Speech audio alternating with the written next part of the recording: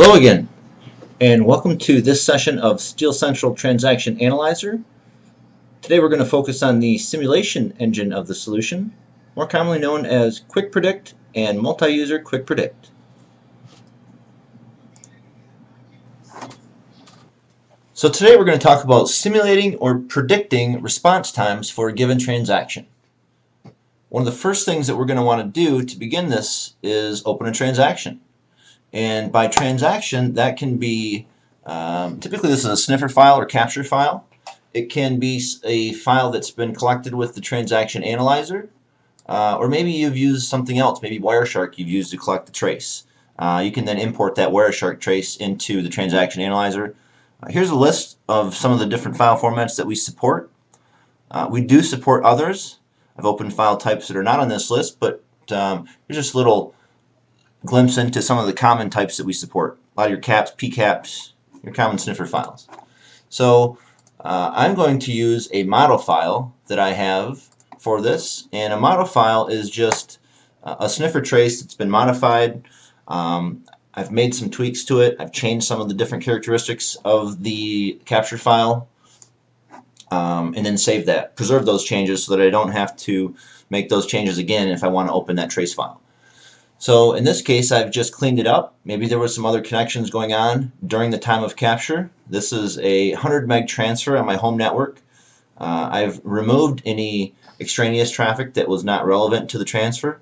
So if you had a virus update coming into your computer that was connected during the time of capture, or if you were connected to a shared drive, maybe, you'd want to get that traffic out of the way so that you didn't have the tool doing simulation on those pieces of capture that are not part of your transaction that you're interested in. So I've cleaned it up. I've eliminated all the pieces that are not part of the transfer, and we can now look at doing the simulation. So let's just take a look at a couple of characteristics here. We've got response time. I've got about an 11-second response time. This was done on my network at home. It's a 100 meg network, but we're going to pretend this was taken at work, maybe in the data center. And the scenario here is that we've got users that execute this transaction local. They're often right next to the application. So they sit, they've got about a half a millisecond to a millisecond, sometimes 2 milliseconds, but they're pretty close to the app. So they get very good performance. They're getting land performance. Then those users, we want to simulate, what if those users go around to some of our regional sites? What is the performance that they might expect from each of those sites? So we're going to want to model the network environment to reflect some of those global regions. And by that I mean the network type. So we're going to want to adjust bandwidth. In this case we got 100 meg bandwidth, we got a half a millisecond latency, and we're going to want to look at how this transaction might perform over higher latencies, because we know that the farther away we get from our centralized server, the higher that latency grows, because latency is a limitation of the speed of light. There's nothing we can do about that. And the farther away we get, maybe right next to it we're at 1 millisecond, but as we farther travel away from that, that latency is going to grow, and our performance typically will degrade as that latency increases. So we want to get a feel for how much is it going to degrade. And to do that, we're going to use what we call Quick Predict. And up here you'll notice a couple little buttons. This is a XY axis type button. This is the first type of prediction engine that I'm going to talk about. We have a couple others. We'll talk about this bar chart quick predictor, and then also we've got a multi-user quick predict, and we'll get into each of those. But first I want to look at the quick predict. And here's the UI for quick predict. I like to keep my tiers in view while I'm doing this.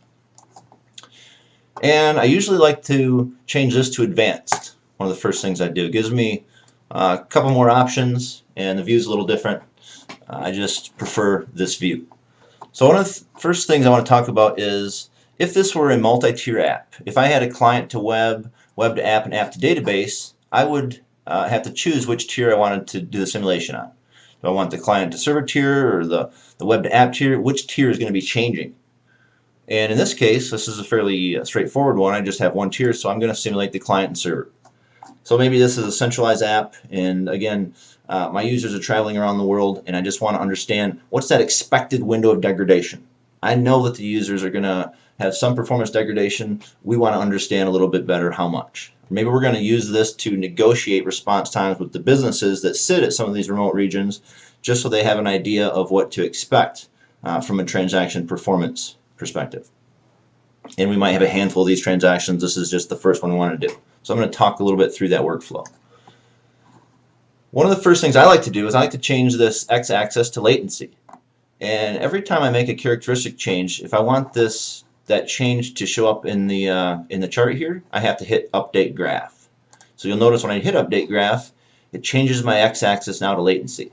I've got response time on the left-hand side and latency on the bottom. And those latencies on the bottom translate to different regions around the globe, or even in your country if you want. Again, as the farther you travel away, the greater this will grow. And I'll talk a little bit about that, but before I do, I want to modify the maximum latency that's shown on my chart. Because currently we've only got 60 milliseconds. This is one-way latency. So I'm going to change this to 125 milliseconds. And now I'm going to update graph. So how you can interpret this is if you've got different sites around the globe. I'm in Detroit, and I've done this quite a bit in the past, some work with the transaction analyzer and done quite a bit of simulation. So I'm used to a couple of different locations around the globe and their latencies. For instance, like Germany, Rüsselsheim, Germany is about 65 milliseconds one way. So I might, if I'm making a presentation to show different response times from different regions, I might put a Rüsselsheim in, print it somehow on the bottom of this graph. Or maybe one of the sites I've dealt with is Holden, Australia, which is 140 milliseconds one way away from Detroit. So I might plot that here. And then I can in turn show my response times from those sites over different network links. So as I get talking here, that'll start making a little sense. Let's start with a T1, for instance. So we're going to drop this bandwidth parameter. Here's a list of all your parameters, and I can change bandwidth. I can change my packet loss. My latency, of course, is over here on the axis, so that variable is grayed out. I've got link utilization I can add, and then also window size that I can modify. But to start with, we're just going to keep these at their defaults and adjust bandwidth. So I added a T1 there, and I want to do now an update graph. So this graph's telling us, let's make it a little bigger, sometimes that helps us. The graph's telling us that with a T1, with 1.5 meg, it's about 1.45, so it's a pretty small pipe. If I had a T1 at 0 or very little latency, this would take me about 555 seconds. But as I get further away from my app, for instance from Detroit, I think Toronto is 15 milliseconds away. That response time would jump from 555 to about 563. And if I was out at in Germany, maybe 65 milliseconds, that response time over T1 would be about 585 seconds. And so on. The farther I get out, the higher my latency grows, the higher my response time is going to grow with that. So let's see what would happen if we added a 10 meg here. How would this transaction perform over a 10 meg circuit? And I'm going to add curve this time. I'm not going to update graph because I want to keep the T1 in there. I'm going to add curve.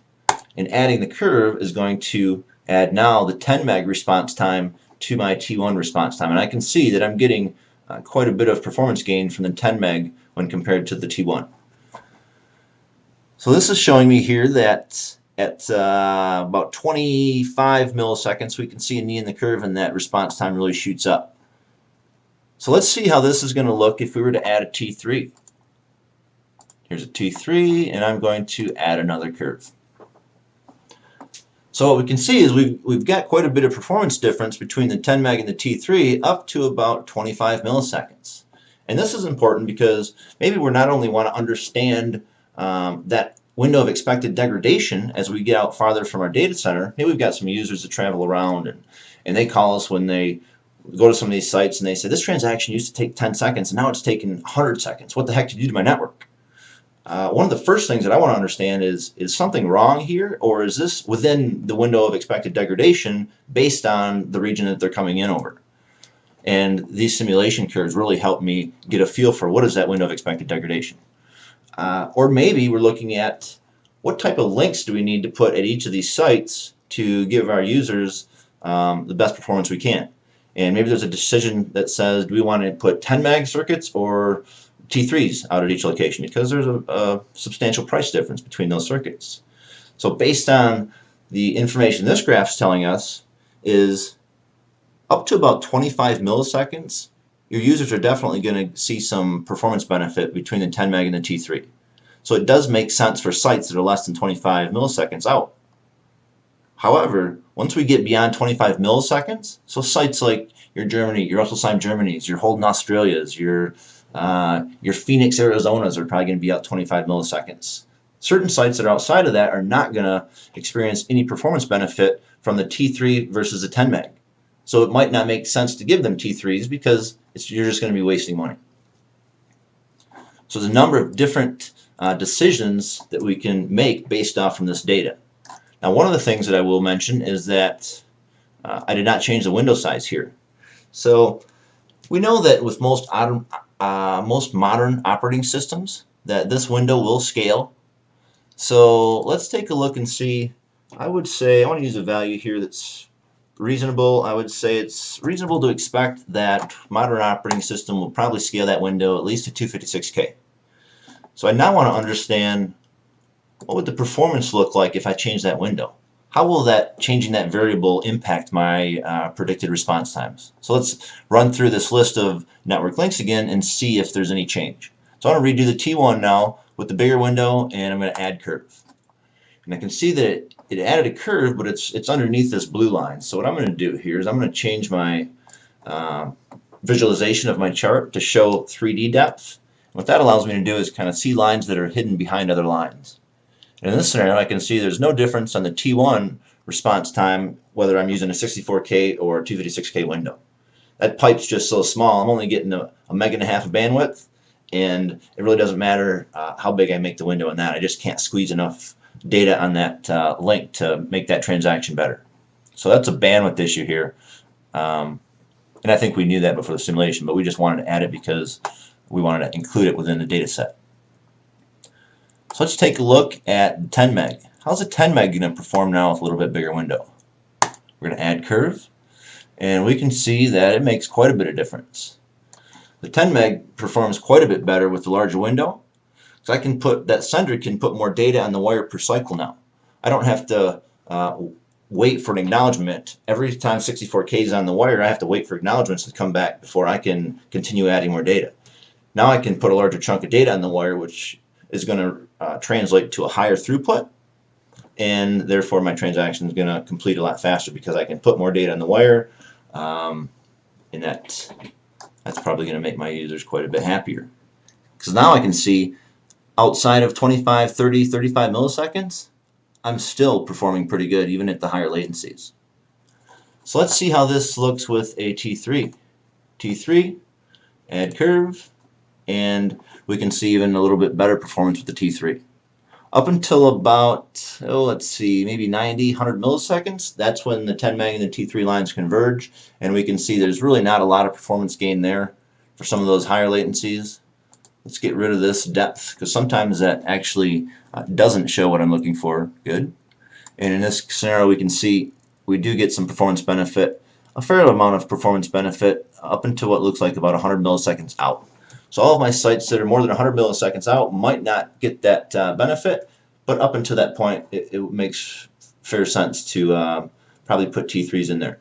But that's a political decision of your organization. You can provide the data and show the different benefits. Now, whether or not that's justified, the cost of those different circuits for that amount of benefit, that's a question that probably some other folks, that's a political discussion in your organization.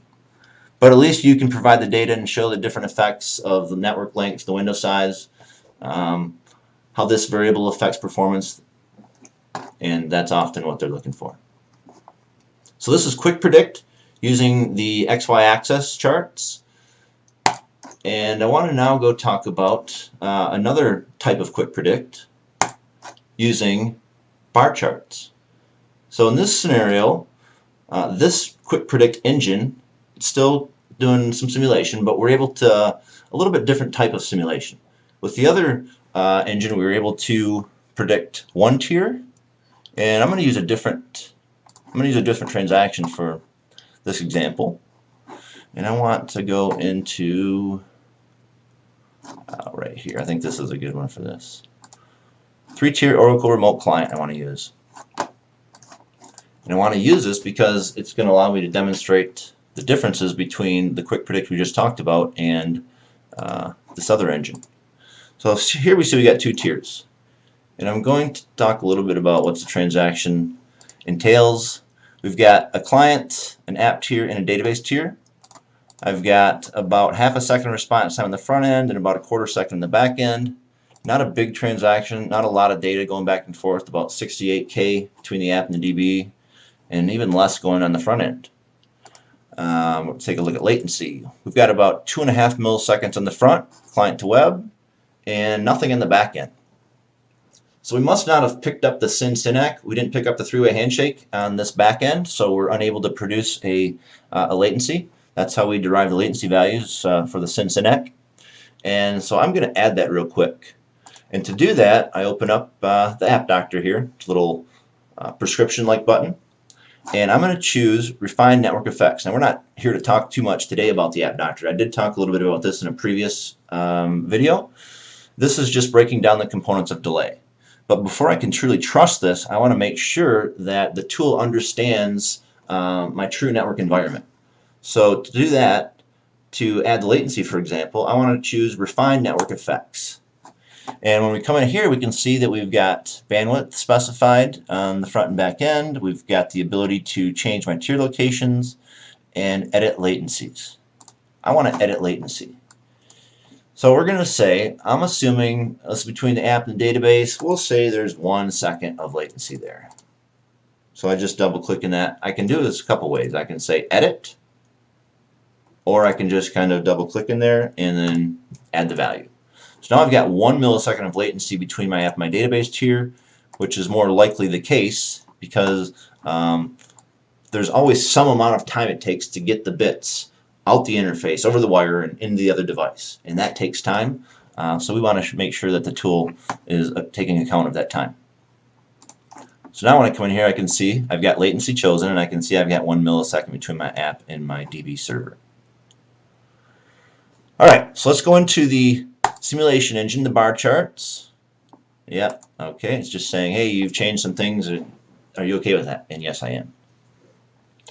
So what we know on the front end here, this is just going back to its defaults of 1 gig. So I want to make sure that I change this to reflect what's in the trace. And on the front end of the trace, there's a T1. And the back end here, we had a 100 meg link. And the latency was, I think, 2.5 on the back, or on the front, excuse me. 2.5 we're going to put here, and then we'll put 1 here. So the scenario that we want to talk about, and I'm going to add a scenario, and I'll just say it was a network at time of capture, so it automatically populates with the values that were in the original trace. So what we're going to say, the scenario that we want to simulate is maybe currently this database sits in the same data center as the app tier, and there's about 1 millisecond, but there's a discussion on the table to move the database away from the app tier to a different data center, and that data center is in a different city, and it's about 25 milliseconds away. So it was, or currently is, at 1 millisecond, and they're talking about moving it to a location that's got 25 milliseconds of latency between the app and the database tier. They're going to save money by putting it in the new data center. Maybe it's there's a new policy in your organization that all databases for this particular application have to reside in this data center for compliancy reasons, or whatever it might be. Maybe they're saving money by moving it to this new data center.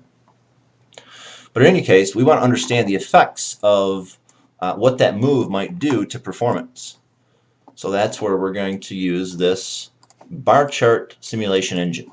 And it's going to allow us to, if we wanted to, and the difference between this and the first engine that we talked about, the first engine we could simulate 1 tier. With this engine, we can simulate multiple. If we had 3 tiers in here, we could make modifications to each of those tiers to better understand the effects of what those modifications might have on your response time. But in this scenario, we just want to understand what's the difference between, or what's the difference in overall performance when we change the latency for the back end tier. So I'm going to call this DB move. DB move, and I'll call this current. And once we do that, we'll hit update results, and now our labels down below have changed as well.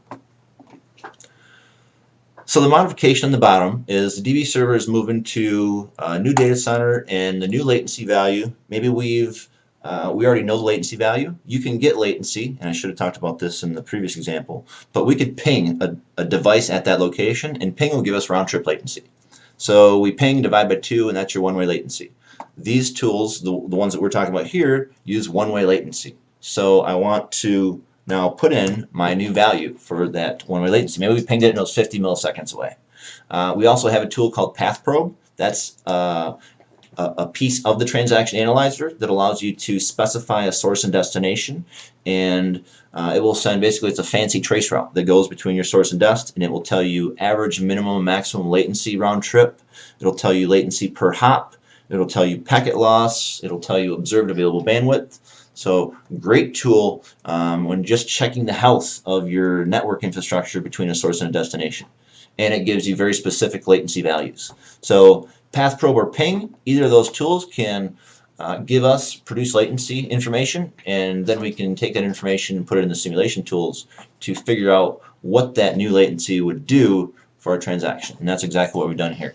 We know that the new database is going to be 25 milliseconds away. We're still going to have a 100 meg link. That's not the issue there, but latency is the one thing that we're going to be unable to change. So let's see how that might impact our overall response time now that we've made that change.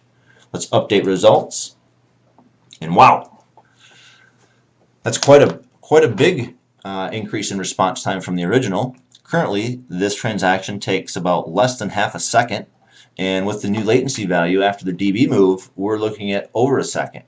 So that's about a 55 to 60% increase in your transaction response time.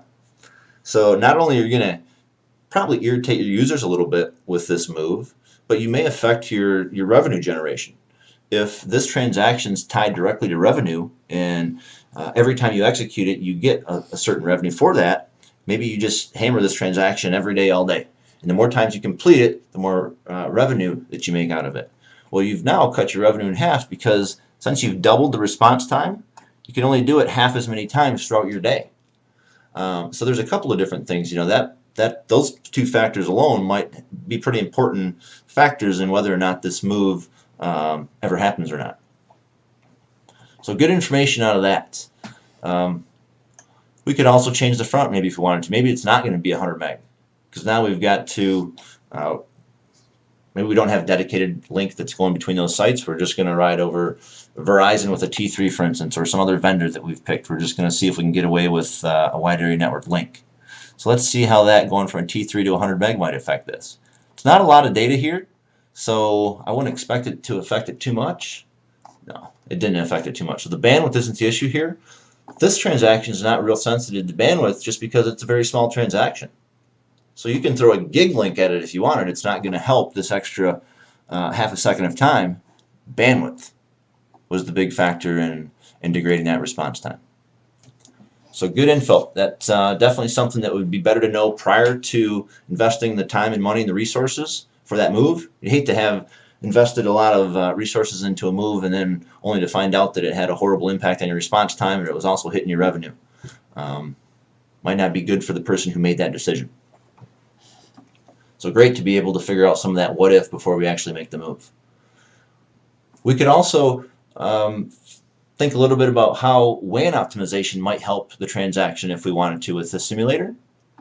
And I want to go back to my other transaction for that example, just because when you're talking about WAN optimization, sometimes it helps to, the more data you have, the more the optimization is going to impact your transaction usually, right? If I've only got 5K of data, optimizing that data is not going to really help me a lot. But if I've got 100 megs of data, that's where I can really look at, I'm going to want some optimization. It's got more data to optimize, so it's typically for this example, it's just easier for me to show the impact of the effects of optimization if I have more data to deal with.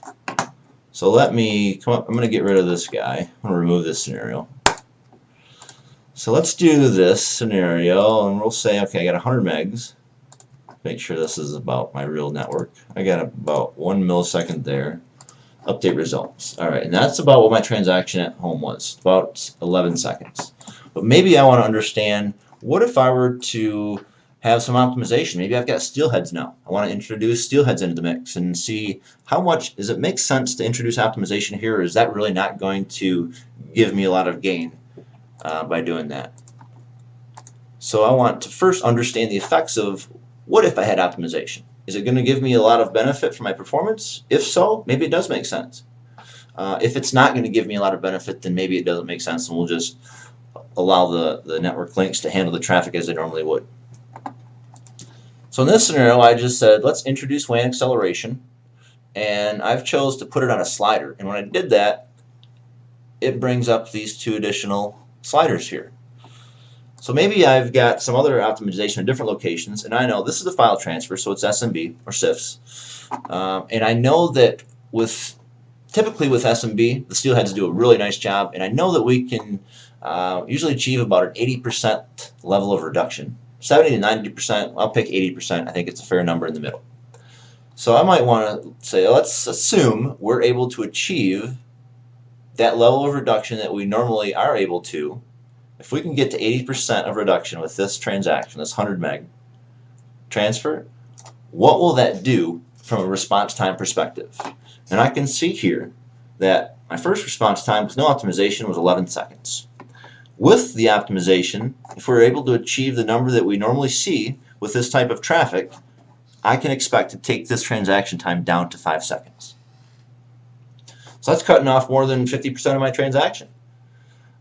Chances are that's a pretty good benefit, and that might justify adding some steelheads to the mix here.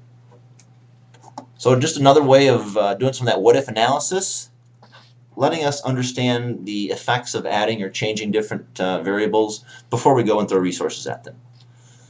So this was Quick Predict. Quick Predict, both the XY access mechanism and the bar chart Quick Predict.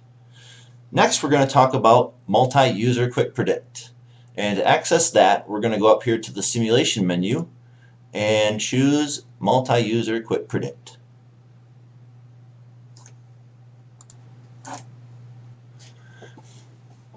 So here we're looking at the Multi-User Quick Predict interface, and the difference here between this simulation engine and the other Quick Predict engines that we're looking at is this is going to allow us to simulate more than one user, and we can even put in more than one transaction if we wanted to. But we're just going to stick with the 100 meg transfer for this demo here, and we're also going to just stick with the simple topology. We have an option to create a little bit more complex topology.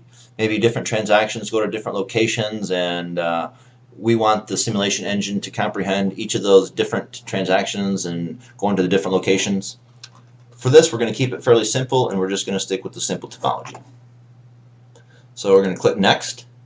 At this point, it shows the different transactions that we have imported to be ran through the simulator, and you could add a new transaction model here if you wanted to. You could even add something maybe that you've built with Whiteboard, and Whiteboard is a product of Modeler that we have. It's not part of this solution here. It's not part of the transaction analyzer, but if you built something in Modeler, you could add that to the simulation engine as well. So we also have the option here to set an SLA, or a threshold, for the transaction that we're going to run. And this is just, it's an SLA that we're trying to achieve through the simulation. So I want to say, how long do you expect this to take? Or what is the threshold that you want the tool to measure? Are we going to be over or under that threshold for the given network that I'm about to create? In this scenario, I'm going to say 90 seconds. We've got an SLA of 90 seconds. And 90 seconds might seem like an eternity in networking, but we've got some very patient users, and they access this transaction maybe once a day in the morning. So 90 seconds isn't that bad. They just got to open it up once, and once they do, they can continue to do their work throughout the day without having to do it again. So we've negotiated with them that 90 seconds is a good number that they should be able to expect for this transaction. And once we've set that up, we're going to go ahead and click Next again.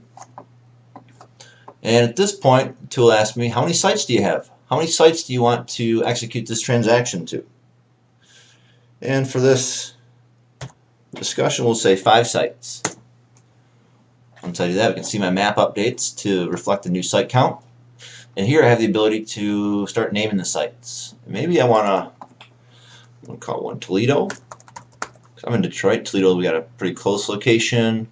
We've got some not so close.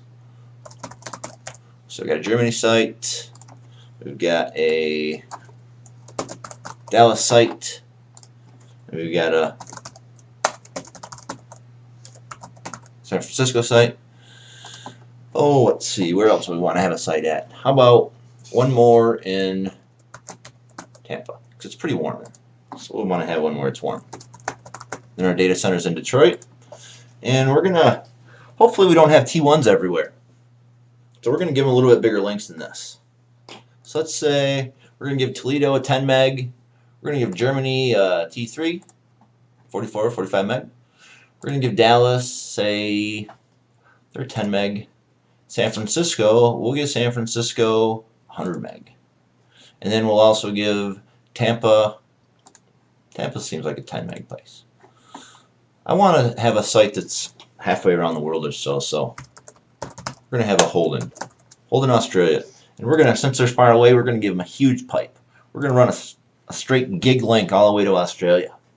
We want to make sure they don't have a bandwidth as being their problem. So we've got all the sites defined here. Our data center definitely needs more than a T1, so we're going to give the data center a gig also.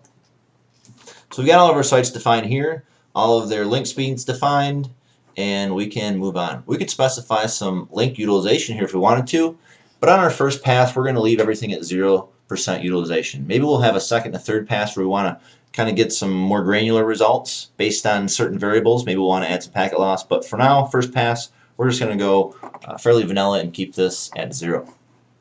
And next. At this point, we can configure how many users from each site do we plan to have and how many times will they be executing this transaction per hour. I could specify a start and a stop time also here if I wanted to get a little bit more granular with the execution of these transactions. But I'm just going to leave it as everything starts when I hit the start button on the simulator, so we don't need to do that right now. We'll stick with 5 users per site, but they only do it once an hour. Alright. Let me bring this down a little bit here so I can get more room. You can see all my sites. You can see when I update that, it adjusts my total transactions per hour. So I've now defined number of users, number of times they will execute the transaction per hour, total transactions per hour. And let's hit next. And at this point, we're going to, we've already got the locations defined, the link speeds, but now we've got to define latency. And if we want, we can modify or add some packet loss and even adjust the windows if we want. So let's talk about latency first. And this is one-way latency, so we know that GME is about 65 milliseconds. We know Holden's about 140 one way. We know San Fran's probably about, I'm going to go with 40. I haven't looked at that in a while, but just based on the distance they are away, I'm going to say that's probably a 40 millisecond away trip. And let's see, Tampa is probably about 30. And now we know the reason I'm adding these latency values is because the farther away from the central point that you're processing your app tiers are at, the higher your latency grows. And typically, as your application messages change direction, they have to traverse that link. So they have to pay that penalty of latency every time they go back and forth. The more times you go back and forth, the higher that penalty of latency you pay, and that ultimately adds up to a high response time. For instance, this Holden Australia, 140 one way, that's 280 round trip. That's almost a quarter second every time they've got to go from Australia to the data center and back. That's a quarter second. And if you got to do that 1,000 times for a transaction, well, you can see the math adds up quickly to a pretty high response time. So high latencies can be challenging for all applications, and understanding that expected window of degradation can really help us out, which is where the simulation comes in handy. So we're going to say that no packet loss for now. We definitely want to adjust the data size window because I have a feeling if I leave it at 64K, I've done this before with some of these guys, and I don't think any of them will make it if I leave it at 64K. So we're going to adjust this to 256K again, like we did in the previous example. It's reasonable to assume they should be able to scale to at least that. So let's adjust these. 256K everywhere. And you might even, on your second and third pass, you might want to mess with these a little bit and see how those play into response time. If you can make it a little bit bigger, will you get a little bit more benefit from, etc.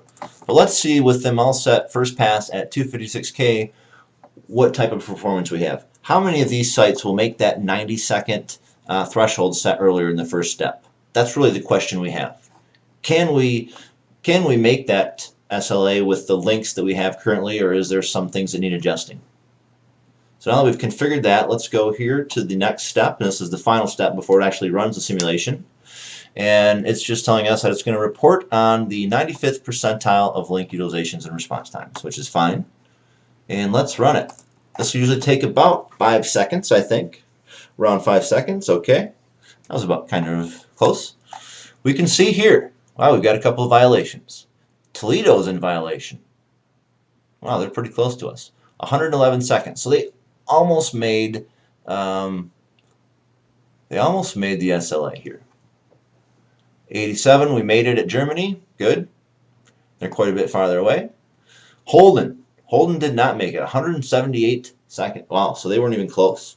So we might have to look at something there. We might have to look at some optimization. Put some steel heads in Holden. That would probably take care of this. Because we were able to see in the last simulation where we added the WAN effects, we were able to cut it down more than half. So, you know, half of 80 would be about 90. So we'd be right in line with that SLA if we could get steel heads at Holden. So that might be a decision, something that we want a little project that happens here in the near term to get this, bring this back in line with that SLA. Tampa, we're in violation there.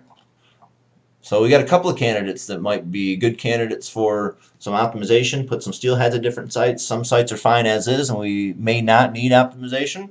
But definitely there's 3 of them that we do. Now we're looking at this from the view of sites, but as you can see I got a couple of other views that I got a transaction view, which just basically this is saying all your transactions as a whole were in violation. We had a couple of them violate, so the set as a whole is in violation. We can look at the network links and get a feel for how much of our link were we using. And let's take a look here. Toledo to the cloud, about 12%, so we're not utilizing very much. We might want to try to crank that window open a little bit more. Again, the more we open that the TCP receive window, the more data the sender can put on the wire without having to rely on the far end sending him acknowledgments back. So just kind of a way of flooding that wire with data. It's a little more efficient. You're not so dependent on acknowledgments coming from the other end, and again, that translates to a higher level of throughput. So when you got a 100 meg transaction, you want a high throughput. High throughput's good for getting the best response time that you can. So probably have to look at maybe increasing the window to get a little bit better use of some of those links here. We can see we're not too high in any of these links from a throughput perspective. But this is nice in that we can just see how much of each link are we using per direction. Gives us an idea of how efficient we're able to leverage the network link for this particular transaction given the variables on each side. I like the sites view. Tells me what I'm looking for. And again, this was first pass, so we might want to run back through and change a couple of variables. Maybe we add a little bit more bandwidth to a site, and maybe also we add a larger TCP window size. So we can tinker here. We've got some options to play with different metrics and learn the effects of modifying or adjusting those metrics. So that's multi-user quick predict. And it's going to ask us if we wanted to save this. I do not. We don't need to save that right now. So we went over a couple of different things. We talked about the XY axis, the bar chart simulation. And that's great if we want to simulate one tier at a time. We can simulate any tier, but we just can only do one at a time. So if we had app to database, we could also simulate that and not adjust the front end. But this is great when most of the time that I've used this was when the users are moving around in different locations. All the middle piece of the infrastructure is staying the same. Nothing's changing between my web app or DB. It's just the front end. The users, where they access the location from may change, and so understanding the sensitivities of the different latencies the different network links are coming in over was very valuable in helping me understand how that affected performance, response time. So the other quick predict method we used was the bar chart quick predict, and that was great for if we wanted to add or understand the effects of optimization. and if we wanted to understand the effects of modifying more than just one tier. And we don't have it here, but we could see that before there was multiple tiers that we could have made multiple modifications to each tier. So it's just a little bit more ability to add an additional layer of simulation. And then of course we have the multi-user quick predict that allowed us to simulate multiple users from different sites accessing or executing a transaction over various infrastructures. So a lot of power in the quick predict. Allows us to understand environmental sensitivities to different things like packet loss, window size, latencies, network links. Lets us understand, do some what-if analysis, and it's a lot better to understand some of those effects of how that's going to impact your performance, your user experience in a simulation engine rather than learning the hard way after I've finished the project and we've rolled everything out and now only to find out that it didn't have the intended effects that we were hoping for. That's not good for anybody. So that's Transaction Analyzer and simulation. I'd like to thank everybody for your time today. I hope you learned something from today's session, and thanks for choosing Riverbed.